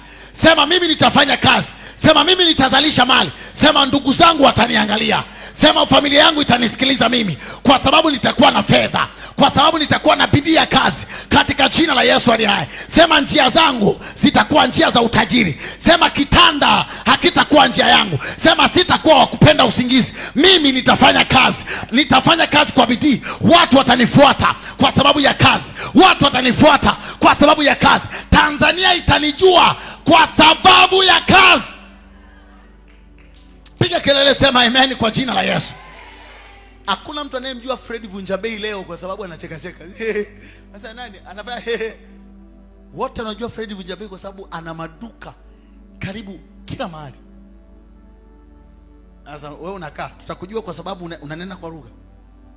We will know you because you speak in tongues. No, we will know you by your fruits, by what you produce. That's what the Bible says. Mtawajua kwa matunda yao. Hamtawajua kwa sababu mtawajua kwa sababu wameenda kwenye biashara. Biashara zao zimezalisha. Then utaenda kumuuliza Mungu wako ni yupi aliyekufanikisha? Anakuambia Mungu wangu ni Jehova. Utamjua kwa sababu ya ndoa nzuri. Ndoa yake nzuri ukiangalia unavutia, unasema how comes umekuwa na ndoa nzuri kiasi hiki? Maana nimesikia kuna wengi ambao wamepewa mizizi. Naambia mzizi wangu njoo nikuoneshe, Roho Mtakatifu. Maandiko yanaposema utawajua kwa matunda yao. Wewe atakujua kwa ajili ya nini? Palikuwa na mtu mmoja katika nchi ya Usi. Mtu huyu alikuwa ni nani? Anaitwa Ayubu. Huyu mtu alimcha Mungu na kuepukana na uovu. Huyu mtu hakuwa maskini. Huyu mtu alikuwa tajiri kuliko watu wote kwenye nchi ya Usi. Tajiri. He was known by his richness. Maandiko yanasema alikuwa na wafanyakazi wengi. Alikuwa na watoto wazuri. Walimjua kwa fruit. Alafu sifa nyingine inayofuata, huyu jamaa alikuwa anatoa sadaka. Then people knew him. Pamoja na utajiri alionao, ana Mungu wake ambaye mara zote anampaga sadaka. This man is rich because of his God. Sasa wewe tutakujua kwa nini? Kwa umaskini wako. Lazaro alikufa na vidonda. Mji mzima ulimjua, ila ulimjua kwa sababu ya umaskini wake. Ninakuombea wewe usiwe maskini. Nakwambia ukweli, wewe utakuwa tajiri. Nasema tena, wewe utakuwa tajiri kwa sababu ya hili ninaloongea. Nasema Tanzania itakujua kwa sababu ya neema ya kifedha itakayokuwa juu yako. Utaenda kila mahali, kutakuwa na kampuni lenye jina lako. Nasema Bwana aifanye mikono yako kuwa utasimama imara katika jina la Yesu aliye hai. Utafanya kazi na hizo kazi zitakuzalia faida katika jina la Yesu aliye hai. Maandiko yanasema mimi ni Bwana nikufundishaye njia zangu ili uweze kupata faida. Sema kichwa changu kitabebeshwa faida na Bwana. Sema kichwa changu kitabebeshwa faida na Bwana. Sema familia yangu itajua ya kwamba Bwana amenibebesha faida. Nyumbani kwetu nina ndoa nzuri. I'm telling you. Kwenye familia yetu I have the best of the best marriage. Sio ya kiroho. Najua siongee maneno ya kiroho. Mimi na ndoa yangu ni nzuri. I'm telling you. I have my brothers. Nina dada zangu, nina kaka zangu, na wadogo zangu, but me nina ndoa nzuri. Nasema na wewe utakuwa na ndoa nzuri. And they know me kwa sababu ya ndoa nzuri nilionayo. They know me. Sio tu kwamba wanajua mwenetu ni mtoto wetu ni pastor. No, they know that kijana wetu ndoa yake super. Ninakuombea wewe watu wakujue kwa matunda yako. Watakapo kuangalia kwenye ujana wako waseme that boy. Ukimwangalia watu walionao, marafiki walionao, marafiki wako tu wanakuonyesha wewe ni mtu wa namna gani. Unaambatana na wajinga. Kwa nini tusikuite mjinga bana? Sema wanatusema. Unafikiri na kusema? Sikusemi. Umeambatana na wapumbavu na wewe ni mpumbavu wa 7. Toka kwenye maandiko yanasema tokeni katikati yao mkatengwe. Sometimes achana mambo ya kusema nashinda tu hapa. Angalau ni mfariji asione kama mimi natenga watu. Hapana, hatutengi watu, tunatenga ujinga. Sometimes kukaa mbali na aina fulani ya watu, hatutengi watu, tunatenga ujinga. Kuna mahali nataka niende, nina ndoto ambayo inaniambia lazima nifike kule. Angalia watu ulionao, check the people around you. Angalia, discern those people, check those people, scan those people. Je, wanaenda ninakoenda? Better being alone rather than walking with fools. Bora kuwa peke yako kuliko kuambatana na watu ambao ni magenius wajinga. Wangapi wanaelewa ninachoongea? Wangapi wanaelewa? Unajua kulikuwa na wanawali 10. Kati ya wale wanawali 5 walikuwa na busara, 5 walikuwa nini? Kuwa umeokoka sio shida. Unaweza ukawa kati ya wale 5 wapumbavu. Na ninakuombea hautakuwa miongoni mwa wale 5 wapumbavu. 5 watakao kuwa wanalia na umaskini hautakuwepo wewe. 5 watakao kuwa wanalia kwamba ndoa ni mbaya hautakuwemo wewe. 5 ambao watakuwa wanalalamika vyuma vimekaza hautakuwemo kwenye fungu lao. Nasema sisi tutakuwa ni wale tuliojaza mafuta, tumejaza fedha kwenye benki zetu, tumejaza amani kwenye nyumba zetu, tumejaza baraka kwenye. Come on somebody, ninakuelekeza wewe hautakuwemo kati ya wale 5. Ukija kanisani unaweza ukawa ni 5 wapumbavu. Sasa choose your association. Wale 5 ilikuwa ni association. Kilikuwa ni kikundi. Kikundi chako ni kipi? Hautaepuka ya maisha. Kila mtu ana kikundi chake. Ukimwona mtu ana ujinga wake, angalia marafiki zake. Angalia. Ukimwona mtu akija kanisani ana furaha, anakaa na watu wenye furaha. Ukimwona mtu anakuja kanisani ana gubu, anakaa na marafiki wenye gubu. Ukikuta mtu amekuja kanisani ana shangwe, anafurahi, amejaa, you know this person ana marafiki wenye akili. Namuona mtu mmoja ambaye anaachana na 5 wapumbavu, anaenda kwa 5 wenye busara. Nasema hivi, wewe ni uko kati ya wale wenye busara. Akili yako na ubongo wako tunauchenjua saa hii. Busara inabaki pale ndani katika jina la Yesu aliye hai. Kila namna ya ujinga wa umaskini, ujinga wa ndoa. Kuna mtu amekaa ameona baba na mama wakiwa wanapigana kila siku. To the extent sasa hivi anaona kama ndoa ili iende, lazima haiwezekani kuwa na ndoa yenye amani. Lazima mpigane. Ule ni ujinga, umeshakukaa. Kuna mtu hapendi wanaume tena kwa sababu alimuona babake akiwa anapiga mamake. Kwa hiyo hapendi wanaume. Ndani yake umeshajaa upumbavu. I'm telling you, sijawahi kumslap, even a slap my wife. Sijawahi kumtukana mke wangu, even a single tusi. Now you can imagine the marriage. Beautiful. Eating and drinking. Unaelewa ninachoongea? Mapenzi moto kila siku. Honeymoon bado hatujatoka mpaka leo. I'm so surprised. Kamba haya ndo maisha. Ndoa nzuri zipo.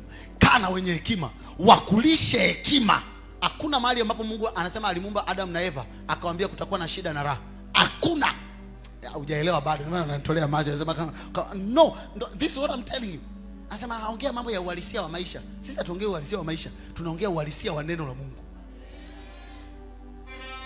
Piga kelele, sema mimi nitastawi katikati ya watu, nitastawi, nitakuwa mwenye busara, taa yangu itawaka, taa yangu ya utajiri itawaka, taa yangu ya ndoa nzuri itawaka, taa yangu ya biashara kubwa itawaka, taa yangu ya kiuongozi itawaka. Kila mahali nitakapo kuwepo nitawaka. Watu wataniangalia, niko full tank, niko full tank, katika jina la Yesu. Piga kelele, sema amen. Your association determine your collection. Choose carefully your friends. Choose carefully your friends. Nani rafiki yako? Nani rafiki yako? Bwana Yesu asifiwe. Mithali 13:20, atembeaye na wenye hekima atakuwa na hekima. The one who walk with wise, he will become wise. Finally, his or her destination ni kuwa wise. Ukitembea na wenye hekima, ukitembea na watu wanaojua matumizi ya fedha, utajua matumizi ya fedha. Umenielewa ninachoongea? Ukitembea na spender, I'm telling you, hutajenga. Utakuwa na kazi nzuri na mshahara mkubwa, lakini you never build a house. But the best thing that you know, utajua kila hoteli nzuri na kila aina ya chakula kizuri cha gharama ya juu utakijua, but you never have a house. Kuna watu hapa unaweza kukuta marafiki ulionao, likija tu pesa limeingia kwenye account pizza sijala muda mrefu. So utagundua kila kitu kinaanza kuflow. Spender. Tembea na mwenye hekima, mtu ambaye anafanya vitu vya maana, lakini ukimwona ni kama mtu wa kawaida. You need such kind of a friend. Nani unatembea naye? Nani unatembea naye? Nani unampa muda wako? Nani unamuita? Siku ambayo Rutu alimchagua Ibrahim kutembea naye, ndio siku ambayo Rutu aliuaga umaskini. Wakati Ibrahim anakuwa tajiri, Rutu akawa tajiri. Ikafika level Rutu ana mali nyingi, Ibrahim ana mali nyingi, wakaanza kugombania mali pa kulisha malisho. Nani aliyesababisha Rutu awe tajiri? Ibrahim. Ibrahim anatembea na ahadi ya Mungu. Ile ahadi ya Ibrahim, akaenda Sodoma na Gomora, ndio siku ambapo mauti yake ilikuwa inakaribia. Umeelewa ninachoongea? Kuna watu utakapoachana nao tu, the very day unasema naachana naye, ndio siku ambapo biashara yako inaelekea kifo. Ndio siku ambayo huduma yako inaelekea kifo. Kwa sababu kuna watu ambao hatima zenu zimeambatanishwa na watu fulani. You need such kind of people. Kuna watu ambao wanamhitaji Samueli ili kuendelea kubaki kwenye kiti cha ufalme. Daudi, siku ambapo anawindwa na Sauli, maandiko nasema Daudi akakimbilia kwa Sauli, anipate mimi kwanza. Maandiko yanasema Sauli akaenda kwa Samueli ili ampate Daudi. Alipofika, maandiko yanasemaje? Amefika nje, ameenda kwenye nyumba ya mtumishi wa Bwana. Maandiko yanasema akaanza kunena kwa lugha, akaanza kutabiri. Maandiko yanasema akatoa mpaka nguo, akaanza kutabiri uchi. Baadaye akaondoka. Unaelewa ninachoongea? Hawezi tena kumkamata, maana yake alikuwa kama crazy. Kwa sababu gani? Ameenda kwenye nyumba ya mtumishi wa Mungu. Daudi amejificha kwenye nyumba ya mtumishi wa Mungu. Association yake iliamua ulinzi aliyoupata. Check your association. Kuna watu ukiambatana nao umechagua vita. Kuna watu ukiambatana nao umechagua usalama. Kuna watu hauwezi ukawa salama isipokuwa kuna mtu mmoja umekaa naye karibu. Choose your friends. Narudia tena. Choose your friends. Chagua marafiki zako. Chagua unaoambatana nao. Daudi alichagua kuambatana na Samueli. We nani unachagua kuambatana naye? Who is your friend?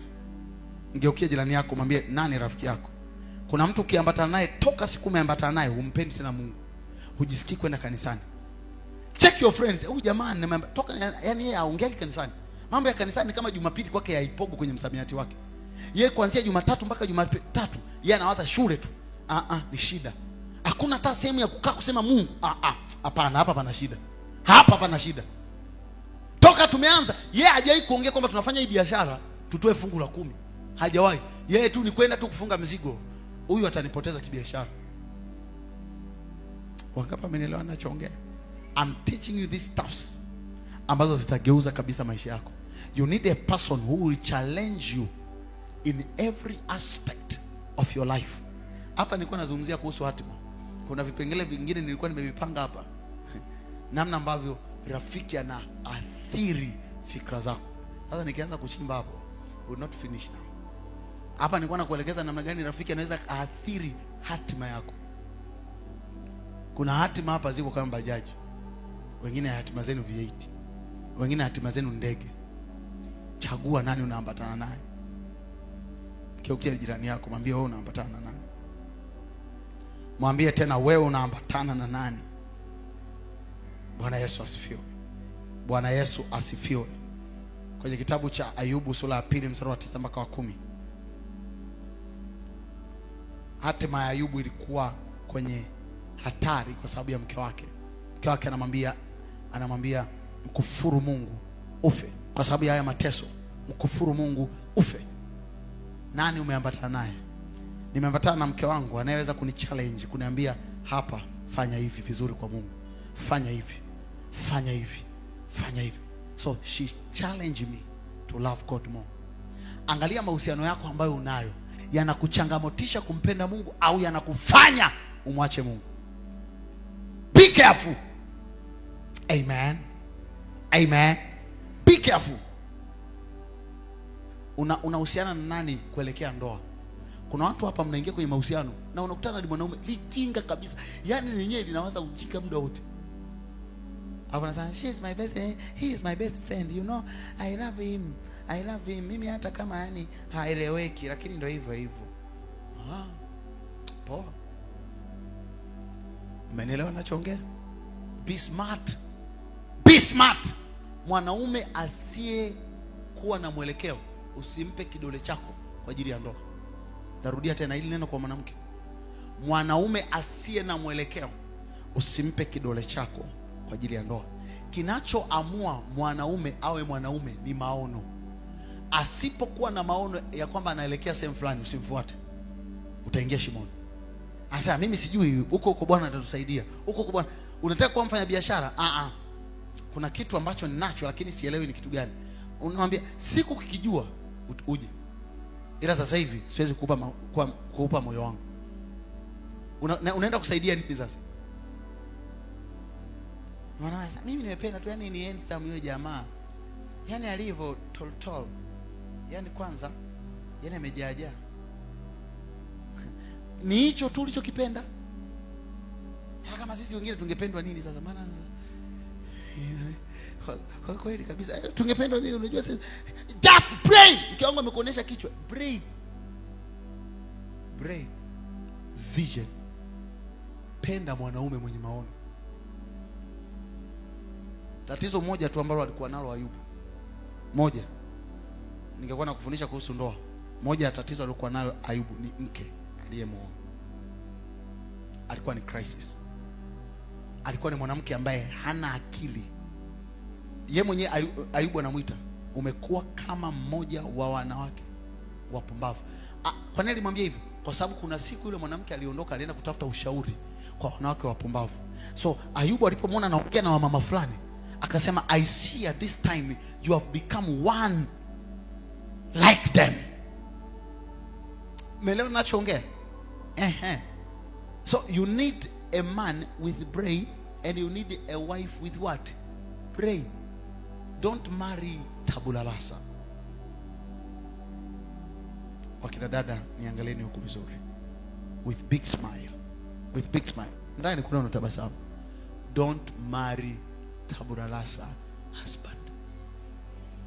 Marry a wise husband. Your destiny will be big. Niko hapa nakwambia leo tena, your destiny will be big. Nasema tena, your destiny will be big. Hatima yako itakuwa kubwa. Hatima yako itakuwa kubwa. Na ninakuombea roho za mihemko zinazokufanya ufanye maamuzi yasiyo sahihi zisikupate wewe. Nasema tena, roho za giza zinazowahemusha mabinti kuingia kwenye mahusiano yanayowapelekea kwenye hatima mbaya hazitakupata wewe. Nguvu za Mungu zitakufunika, uweza wa Mungu utakufunika, Roho Mtakatifu atakufunika, atakupa hekima ya kuona kabla ya kufanya maamuzi ya hatima ya ndoa, katika jina la Yesu Kristo. Ninakuombea siku ya leo, hatima yako itakuwa njema. Nasema tena, hatima yako itakuwa njema kwa jina la Yesu. Piga kelele, sema amen. Piga kelele tena, sema amen. Simama mahali ulipo.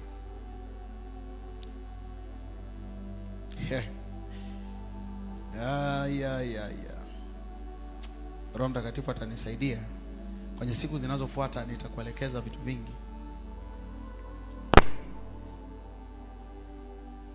Wiki kuanzia juzi nilikuwa nafundisha marafiki ambao upaswi kuambatana nao, na sijamaliza in fact.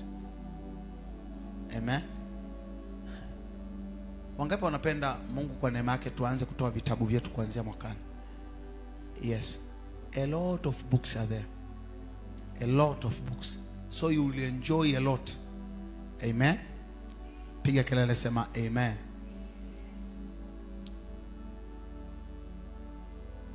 Nataka tukamwombe Mungu kitu kimoja cha msingi kwa ajili ya maisha yako. Amen. Kwa dakika chache tu hapa, kama 5, nataka kila mmoja kukumaanisha, don't sit down when we are praying. Amen. Hata ukiona kama maombi yako yameisha, usikae chini. Nataka uombe, umwambie Mungu akupe marafiki watakao kupeleka kwenye hatima yako. Kuna watu ambao unawahitaji wewe. Kuna ndoto unazo, wewe ni designer wa mavazi, na hiyo ni gift unayo ndani. Unasema mimi natamani siku moja niwe designer mzuri wa mavazi. Unajua tuna designer wanao design mambo huko duniani tu, lakini wapendwa hawapo. Yes, you can have such kind of gift. Inawezekana una kipawa cha kuandika. Kuna watu ambao mna vipawa vya kuandika. You need somebody ambaye atakuona na ataona uwezo wako wa kuandika. Umenielewa? So atakapoona aweze kusimama na wewe kwenye kile ulicho nacho. Aweko mtu ambaye ataona huduma iliyoko ndani yako na atakuwa tayari kusimama na wewe. Oh, you can pray to God. God, give me such kind of people. Amen. Lakini pia kuna watu ambao this time unahitajika umwombe Mungu, Mungu nipe neema ya kuwavusha watu ambao umekusudia kwenye haya maisha. Kuna watu ambao kabisa Mungu amewabuild, atakujenga kiuchumi, atakujenga kiroho, atakujenga kwenye ndoa nzuri ili uje kuwavusha aina fulani ya watu. Kuna watu pasipo ndoa yako inawezekana kabisa wasije kuwa na ndoa nzuri, lakini because of your marriage you will save a lot of marriages. Because of your ministry you can save a lot of people. Kwa sababu ya biashara yako unaweza kuwasaidia watu wengi watoke kwenye umaskini, wengi kabisa. So imagine that destiny is on you. I want you to pray. Mwambie Mungu, ninakuomba ukanifanikishe. Umenielewa ninachoongea? Mwambie Mungu kafanya nini? Narudia tena, mwambie Mungu kafanya nini? Mwambie Mungu kafanya nini? Mwambie Mungu kafanya nini? Na ukamwambie Mungu, Mungu ninakuomba kila mtu ambaye unakusudia anivushe kwenye level niliyopo ya kiroho, level niliyopo ya kiuchumi, level niliyopo ya kielimu, level niliyopo ya kimahusiano, Mungu ninaomba aje upesi. Kuna watu ambao wakija kwa kuchelewa, hatima yako itachelewa. Umenielewa ninachoongea? Kuna watu wakija wakisongwa hapo katikati, hutapata unachotakiwa kukipata. Kuna watu wengine uaga kabla ya kukutana na wewe wanakutana na watu wanaweza wakampa habari zako ambazo sio za kweli. Wanaweza wakampa habari zako mbaya za zamani, alafu mtu akakata tamaa ya kuja kukusaidia kwa kutumia reference ya habari zako za zamani. Mtu anakuja na mwaminisha, mtu anasema mimi nimekaa naye muda mrefu, namjua sana yule, ukimsaidia hawezi kufanya hiki. So sometimes unatakiwa mwambie Mungu, ninaomba atakapokuwa akija huyo mtu anayetakiwa kunisaidia asikutane na adui yangu. Ni hatari sana mtu anayetakiwa kuja kukusaidia kukutana na adui yako. Atajazwa maneno mabaya na yule mtu anakata tamaa. Inua mikono yako juu mbele za Bwana. Sema, Baba, kwa jina la Yesu. Piga kelele kwa sauti kubwa, sema, Baba, kwa jina la Yesu, ninakuomba siku ya leo, Bwana, ukaniletee watu watakaonivusha katika hatima yangu. Sema, Baba, kwa jina la Yesu, ninakuomba siku ya leo ukaniletee watu watakaonivusha kwenye hatima yangu, watu watakaonivusha katika biashara yangu, watu watakaonivusha katika hatima yangu ya ndoa. Sema, Baba, kwa jina la Yesu, ninakuomba siku ya leo ukaniletee watu watakaonipeleka next level kwenye maisha yangu, watakaonipeleka next level kwenye maisha yangu. Paza sauti yako na uombe right now. Paza sauti yako na uombe. Shata kaparada rapakata mandele basia.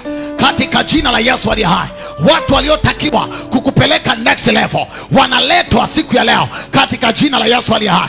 Jata kabradias ratakapa yanda jakatalia mai rapakata mai rapakata mai rapakata mai ripakata mai, katika jina la Yesu, katika jina la Yesu. Watu ambao wanatakiwa wakutaje kwa watu wakubwa, jata kabradias lapakata mai, katika jina la Yesu wanaletwa siku ya leo, wanaletwa siku ya leo, wanaletwa siku ya leo, wanaletwa siku ya leo, wanaletwa siku ya leo, wanaletwa siku ya leo.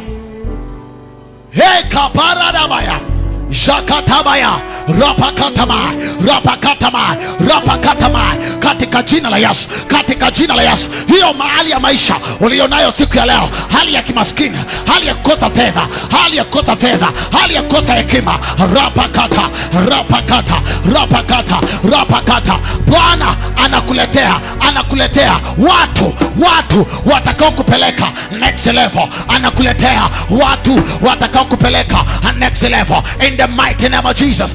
Rapakataba yatakapalala endalabasha rapakadias rapakadias rapakadias. Paza sauti yako na uombe. Jekete lebias rasakata kapala henta kabradaka henta kabalaria rata kabayanda ajakata kapala. Yeyote ambaye amekuja kwenye maisha yako, anayekwamisha biashara, anayekwamisha kazi yako, anayekukwamisha kwenye ofisi, anaondolewa leo, anaondolewa leo in the mighty name of Jesus. Ashakatabaya rapakatama. Yeyote ambaye anazuia vipawa vyako havisiende mbele, anazuia huduma yako isiende mbele, anazuia biashara yako isiende mbele in the mighty name of Jesus. Rapakataba yakataka brada kataba yakataka brada katafalataya elanta kabrada kataba rapakata mandele basiha rapakata maha. Anakutenga na kila mtu ambaye afai, na kutenga na watu wasiofaa. Yatakapa ratakapalada.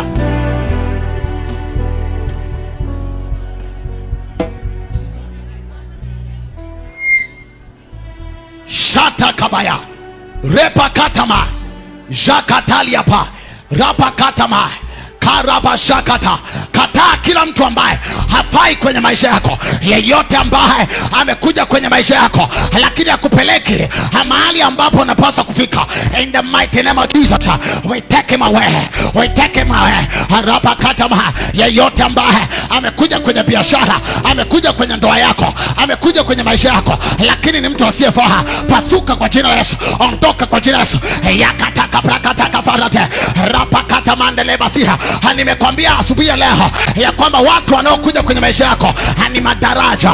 Yeyote ambaye anakupeleka kwenye uovu, anakupeleka kwenye uovu, ajakata shakata bayaraba rapakata mandele basiha rapakata makarabasaha rapakata mandele basaha rapakata mandele basiha jakata kapalata jakata kapalada hekata la palada yakatala baladia ajaka paladaha.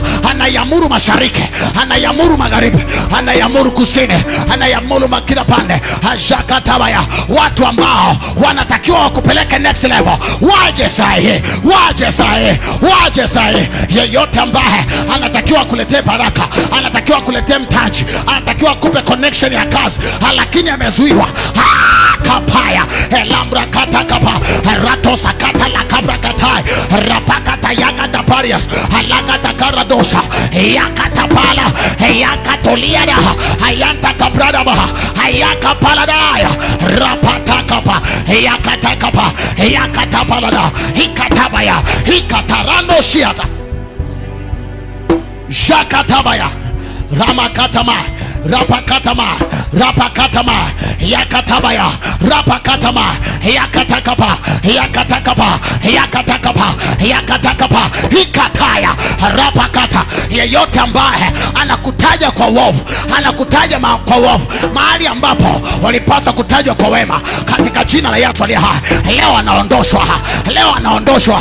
Yakapalada yakapalada yakapalada yakapalada yakapalada yakapalada yatakapa yakatakapa yantakaparias Jakatarias Heparama yada Ramakatama Yakatakapa Yakatabalada Yakapalada Yakataliapa Yakatalaba.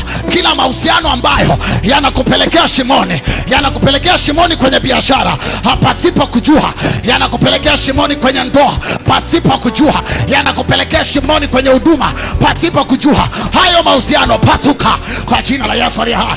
Rapakadias rapakata yakataba rapakata yakataba.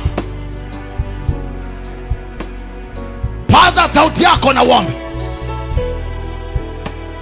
Jakataya hey ramakataba yantakaba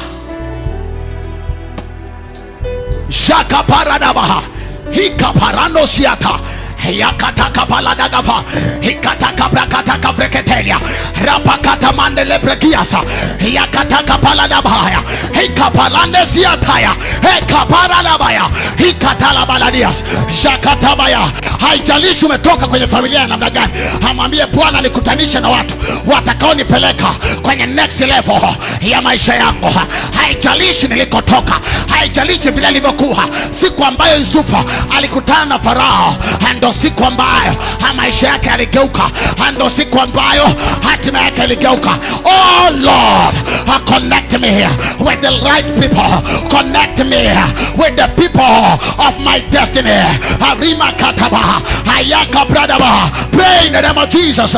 Unaweza ukaona ya kwamba maisha yako ni ya kawaida, lakini unahitaji mtu ambaye ataenda kukutaja mahali, unahitaji mtu ambaye ataenda kulisema jina lako kwa wema. Ayamreketea halapakatapa harapakaya jekateliama shatakabararias rapakatamai rapakatamai. Omba kwa kumaanisha mbele za Bwana. Pray pray pray pray. Hika apashadias jatekebranda katapa rapakatamakadias rapakatamai hata kabaradaba rapakatamaya jakatabarada.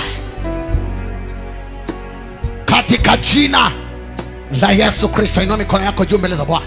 Sema, Baba, kwa jina la Yesu, kila tabia iliyoko ndani yangu inayofanya watu wazuri wasije kwenye maisha yangu, kila tabia isiyofaa kwenye maisha yangu inayozuia watu wazuri wasije kwenye maisha yangu, iondoke leo, iondoke leo. Kila tabia inayofanya watu wa maana wasije kwenye maisha yangu, iondoke leo, iondoke leo. Sawa na neno lako, kila pando asilolipanda Baba hakika litangolewa. Kila pando ndani yangu ambalo halinazuia watu wenye tija, watu wa maana, watu wanaopaswa kunipeleka next level wasije. Hilo pando ninaling'oa, ninaling'oa, ninaling'oa, ninaling'oa, ninaling'oa, ninaling'oa. Kila tabia ninaing'oa. Paza sauti na uombe. Kataa kila tabia ambayo iko ndani yako, ambayo inazuia watu wa maana wasije kwenye maisha yako, na kila wanapokuja wakiona hiyo tabia wanaondoka, wakiona hiyo tabia wanaondoka, wakiona tabia ya kuomba fedha wanaondoka, wakiona tabia ya uvivu wanaondoka, wakiona tabia ya mdomo wanaondoka. Mwambie Bwana, ninakuomba leo, kila tabia na kila pando wasilolipanda kwenye maisha yangu ambalo linazuia watu wa maana wasije kwenye maisha yangu, hilo pando liondoke. Shatakapa rapakadakapa hikatakabrakatakavradaба heshakatabaradakataba. Kila tabia na kila mwenendo na kila hali ya maisha ambayo inafanya watu wa maana wasije kwenye maisha yako, hata wakija wanaondoka katika jina la Yesu aliye hai. Harama shatakaba rapakatama. Ang'oa hiyo tabia. Unaijua tabia ulionayo ambayo sometimes hauwezi kumwambia mtu, hauwezi kumwambia pastor, hauwezi kumwambia rafiki yako, hauwezi kumwambia jirani yako, inayofanya watu wa maana wanapokuja kwako wanaondoka. Bwana, ninakuomba leo, harama shatakaba rikatakaba lakatai lakatafrekena baladia jikatakabrakatosa kapa rantekelia kapalia rateskapa yakaba kapala taya entakabrada kataba rapakata makadiasa yakatabaladiasa yakatakabrada kai rapakata ma. Sawa na neno la Bwana, hakila pando asilolipanda Baba hakika litangolewa. Hakila pando la masengenyo, hakila pando la uvivu, hakila pando la umbea, hakila pando la usharata, hakila pando la namna zote kapaya hashaka palada hayaka palada Jakatabara yakatakaba. Pasuka pasuka leo, hapasuka pasuka leo, hapasuka pasuka leo, in the mighty name of Jesus. Acha kushangaa jirani yako. Kila mmoja ana jambo ambalo anahitaji apeleke mbele za Bwana, anahitaji kumwomba Bwana. Right now cry to the Lord, cry to the Lord. Hapaza sauti yako, omba kwa Bwana. Jakatabara. Acha kushangaa jirani yako, ongea na Bwana, mwambie Bwana, unajua namna nilivyo, unajua namna nilivyo. Ajakataba ramashadia harapakadia halakataria rapakadaya helamrakadidi ataya. Kuna watu wanakuja kwako wanaondoka. Walisema watakusaidia, lakini kwa sababu ya tabia ulionayo, kwa sababu ya mwenendo ulionao, wanakupa ofisi nzuri, lakini kwa sababu ya tabia ulionayo, unaingia kwenye mahusiano na mtu wa maana kuelekea ndoa, lakini kwa sababu ya tabia ya kuomba fedha inafanya kila mtu akukimbie. Amwambie Bwana, ninakuomba leo ukanisaidie, ukanisaidie, ukanisaidie. Ramashata kaba jakataliama Jade kebradies lebrahadaba jakataliamai rapakatamai jakataliamai karabashakamai keripahados jakataliamande lebradies. Katika jina la Yesu tumeomba. Piga kelele, sema amen. Piga kelele, sema amen. Sema maisha yangu yatafika mbali. Sema siku ya leo nitakuwa connected na watu wa maana, nitakuwa connected na watu wa maana. Nasema tena, sema kwa nguvu kabisa, sema nitakuwa connected na watu wa maana, nitakuwa connected na watu ambao watanipeleka kwenye next level. Sema nitakuwa connected na watu ambao watanitengeneza kuwa bora, katika jina la Yesu Kristo, katika jina la Yesu Kristo. Piga kelele, sema amen. Watu wazuri wanakuja kwako kwa jina la Yesu. Watu wa maana wanakuja kwako kwa jina la Yesu. Watu ambao watakupeleka kwenye next level wanakuja kwako katika jina la Yesu. Yeyote ambaye Bwana alimkusudia akupigishe hatua, akuvushe mahali. Anatokea siku ya leo katika jina la Yesu aliye hai. Anatokea siku ya leo katika jina la Yesu aliye hai. Kutana na hatima njema katika jina la Yesu. Nasema kutana na hatima njema katika jina la Yesu. Yeyote aliyebeba chema kwa ajili yako aje upesi kwa jina la Yesu. Nasema aje upesi kwa jina la Yesu. Yeyote aliyekawilishwa na mapepo, aliyezuiwa na mapepo mahali, mapepo yakamwambia hautaenda kwa huyo mtu, watu wakamwambia hautaenda kwa huyo mtu, katika jina la Yesu aliye hai, hivyo viambaza vinavunjwa katika jina la Yesu aliye hai. Nasema hivyo viambaza vinavunjwa katika jina la Yesu aliye hai. Hatima yako itatimia upesi katika jina la Yesu. Nasema hatima yako itatimia upesi kwa jina la Yesu.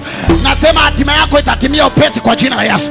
Hatima yako ya biashara itatimia upesi kwa jina la Yesu. Hatima yako ya kihuduma itatimia upesi kwa jina la Yesu. Hatima yako ya ndoa itatimia upesi kwa jina la Yesu. Bwana anakupa neema ya kuunganishwa na watu wenye tija katika jina la Yesu. Katika jina la Yesu. Katika jina la Yesu. Ninakutenga na kila watu wabaya.